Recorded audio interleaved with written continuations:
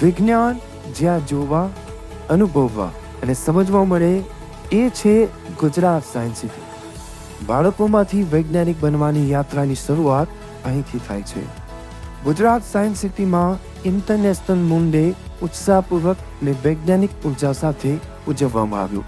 આ વિશિષ્ટ અવસરે વિવિધ શાળાઓમાંથી વિદ્યાર્થીઓએ એસ્ટ્રોનોમી એન્ડ સ્પેસ સાયન્સ ગેલેરીની મુલાકાત લીધી અને ચંદ્ર વિશેની રસપ્રદ અને માહિતીપ્રદ વાતો જાણવાની તક મેળવી.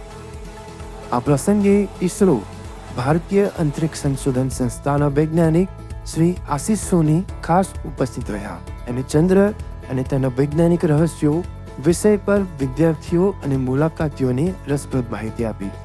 તેમણે ચંદ્રયાન મિશનો, ચંદ્રની પૃષ્ઠભૂમિ, ગ્રેવિટી તેમજ ઇસરોના મિશન્સ અંગે અનુભવો શેર કરતા વિદ્યાર્થીઓને પ્રેરિત કર્યા. ભારત દેશ આગળ શું કરવા જઈ રહ્યો છે, દાખલા તરીકે ગગનયાન છે કે ભારતીય અંતરિક્ષ સ્ટેશન છે કે NISR નામના પ્રોજેક્ટ માટે જે કામ કરવા જઈ રહ્યો છે, એની માહિતી એમની સાથે પીરસવાની ખૂબ જ મજા આવી.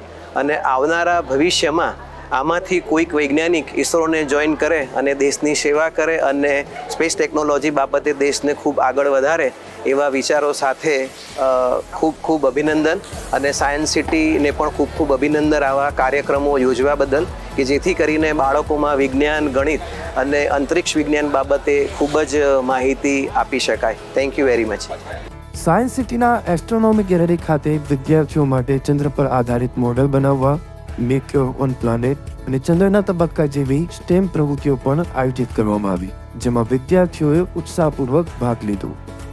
ગુજરાત સાયન્સ સિટી સતત એવું પ્લેટફોર્મ બની રહ્યું છે જ્યાં વિજ્ઞાન અને અવકાશ ક્ષેત્રે વિદ્યાર્થીઓને અનુભવ આધારિત શિક્ષણ મળી રહે છે. આવી ઉજવણી દ્વારા વિદ્યાર્થીઓમાં અવકાશ વિજ્ઞાન પ્રત્યે જિજ્ઞાસા અને પ્રેરણા વધુ વેગ પામે છે.